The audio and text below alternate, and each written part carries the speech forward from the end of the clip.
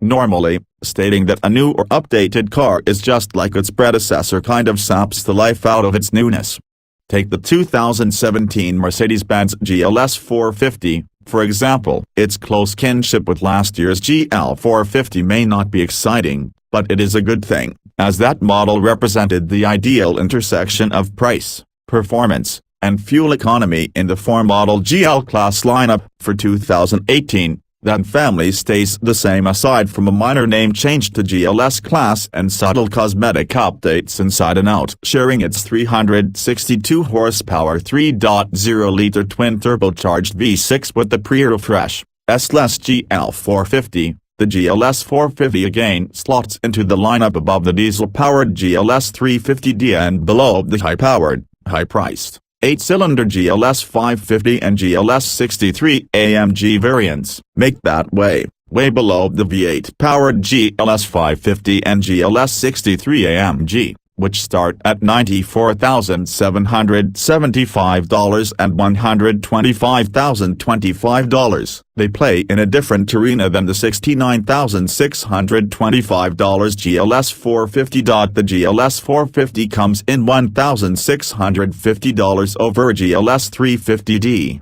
and for that extra scratch you get 107 more horsepower at the expense of a few mpg. The EPA, however, has yet to certify the 17 GLS350D, likely the result of a federal investigation into possible emissions test irregularities, making the GLS450 look like an even better proposition. We have yet to test the 2017 model GLS350D or GLS550, but against the slightly less powerful, pre-refresh, GL350 diesel and the GL550, the GLS450 compares favorably. The GL350 BlueTec reached 60 miles per hour in 7.5 seconds and returned 22 miles per gallon, while the GL550 accelerated to 60 miles per hour in 5.4 seconds but delivered a dismal 14 miles per gallon. Aside from their new 9-speed automatic transmissions shared with the GLS450, the 17 GLS350D and GLS550 aren't expected to perform much differently. For its part,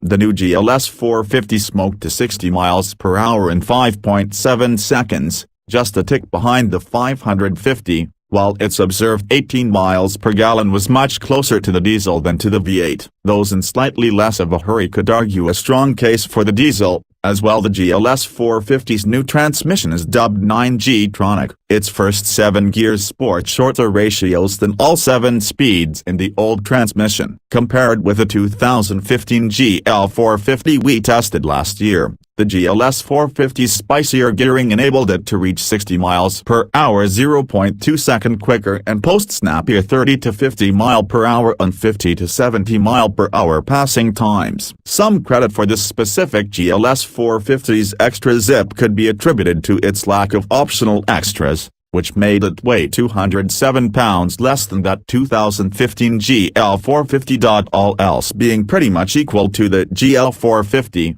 it's little wonder that this model's core competencies carry over. The interior seats up to 7 in comfort, and although adults will fit in the third row, those chairs will seem most accommodating to children or teenagers. Air springs are standard, and while this suspension dulls the SUV's initial responses, there is some body roll in corners. It also makes any road surface feel as if it's made of memory foam, and despite the body lean, the GLS posted 0.79 grams of cornering grip on our skidpad, which is above average for something 72.8 inches tall and weighing nearly 5,400 pounds. It's particularly telling that this fairly sparsely optioned GLS450 seemed so luxurious and relaxing to drive. Outside of a few individual bits such as a trailer hitch, $575, temperature-controlled cupholders, $180, illuminated running boards, $670, a heated steering wheel,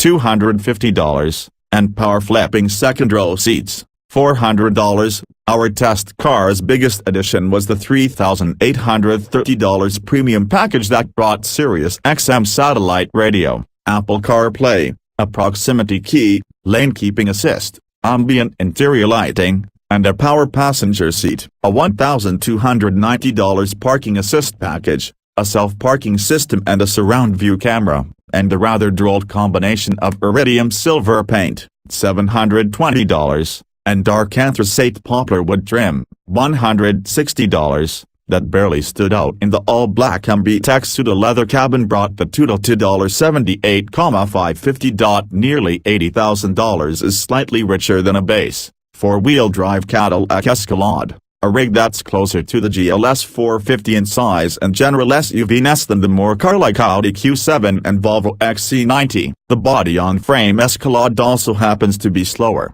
worse to drive, less fuel efficient, and less roomy for people and cargo, which sets up an opportunity for the GLS450. In our current editorial rankings, the GLS-class, the whole family, trails the Audi and the Volvo, mostly because those tall wagons are more athletic and exquisitely appointed across the breadth of their ranges, but neither can tow more than 5,000 pounds or fit adults in their third-row seats. If you need a practical and well-rounded luxury SUV, the GLS450's 7,500-pound tow rating and ability to actually fit 7 humans in its boxy body market as not only the sweet spot in the GLS lineup, but in its class.